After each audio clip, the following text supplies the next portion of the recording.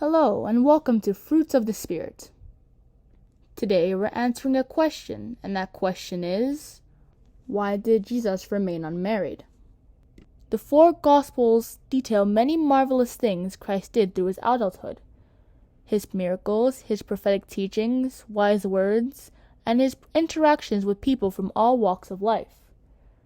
However, one thing that's interestingly absent is marriage and raising kids. He never once fell in love, got married, and started a family of his own, just like all the other Jews in society at the time were doing. Why is that exactly? Why did he pass on such an important part of life? The answer to this question might just lie in understanding what Christ actually came to this earth to do. Finding this out will lead us to 3 reasons, which we will discuss briefly, explaining why Christ did not marry. To put it broadly and simply, Christ came to be the solution to a problem that had arisen thousands of years ago, when man left the path of perfection in which God placed him by listening to a contrary spirit, as detailed in Genesis chapter 3, verse 1-6. By sinning against God, man fell from perfection, according to the words of Apostle Paul. For all have sinned, and come short of the glory of God. Romans chapter 3, verse 23. God and his earthly creatures grew further apart as man continued to walk in sin. However, God was interested in restoring the original relationship, and so Christ, a perfect man, according to 1 Peter chapter 2, verse 22, was sent to be an atonement, or ransom, for the sin of Adam and Eve. Even as the Son of Man came not to be ministered unto, but to minister, and to give his life a ransom for many. Matthew chapter 20, verse 28. This mission involved both the spreading of the gospel message throughout Judea, as Christ said in Luke chapter 4, verses 18-19, and Matthew chapter 15, verse 24, and its eventual death caused by the wickedness of those heading the Jewish system. Now let's think about it. How could Christ have gone married and started a family when that was his mission? He was constantly traveling, sometimes sleeping in rather bare places, and starting a family simply wouldn't have worked. A woman and children would have to bear all the Jews' criticism and hatred for Jesus Christ, and at the end of the day, lose their husband and father when he would have been murdered by the Pharisees. It simply wasn't a mission that others could be attached to like that. That's just one way of looking at it. Also consider what it would have taken from Jesus Christ as a person.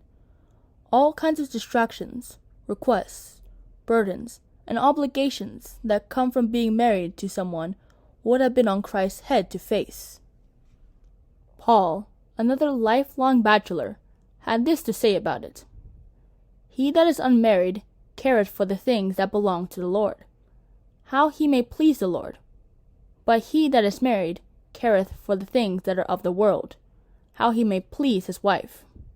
1 Corinthians chapter 7, verses 32-33. Now mind you, God is interested in people getting married and having children, according to Genesis chapter 1, verse 28, and chapter 2, verses 23-24, and 1 Timothy chapter 5, verse 14, and other texts. But that simply didn't fit into Christ's mission.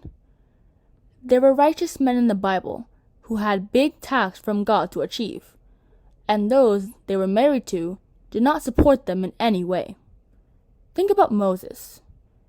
In Bible history and in God's entire purpose, Moses is a very significant figure. Yet, his wife Zipporah played no supportive role in his mission. At a time, God was to kill him because his son was not circumcised, and rather than his wife willingly helping her husband, she grudgingly did it, and afterwards said, "A bloody husband thou art, because of the circumcision." Exodus chapter 4, verse 26. There's also the instance of Job's wife, who felt wise in telling her own husband to curse God and die, in Job chapter 2, verse 9. The third and final reason why Christ did not marry was simply that he did not need it. Due to the fact that he was a highly spiritual man, and thus very connected to the invisible powers above, he did not need the biological or psychological benefits of marriage to be a happy, complete man.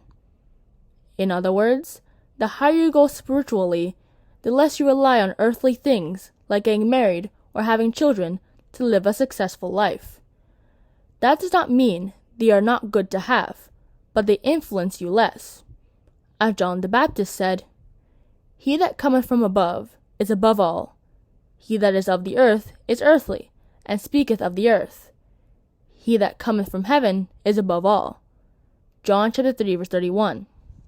And Apostle Paul added, "For they that are after the flesh do mind the things of the flesh, but they that are after the Spirit, the things of the Spirit." Romans chapter 8, verse 5. That's why Abraham, for example, could tell his chief servant, Eleazar, that he would prefer Isaac to be unmarried for life than to remain within the community God took him from, according to Genesis chapter 24, verse 1-9. Ideally, that would be an absolute must, but for someone like Abraham, who was a friend of God, his relationship with God was more important. Why Abraham did what he did, though, and what that means, is something we'll hopefully explain in another video. In summary, marriage simply had no role to play in the success of Christ's mission, and so he did not engage in it. However, we are not Jesus Christ, of course, so it's a blessing to us to find a spouse who you want to be with and serve God with that person.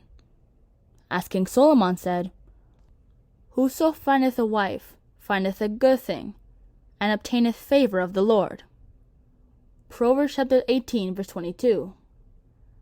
And that's the only answer for, why did Jesus remain unmarried? Like and subscribe if you enjoyed, and click the notification bell if you want to see when next we post. Have a blessed day.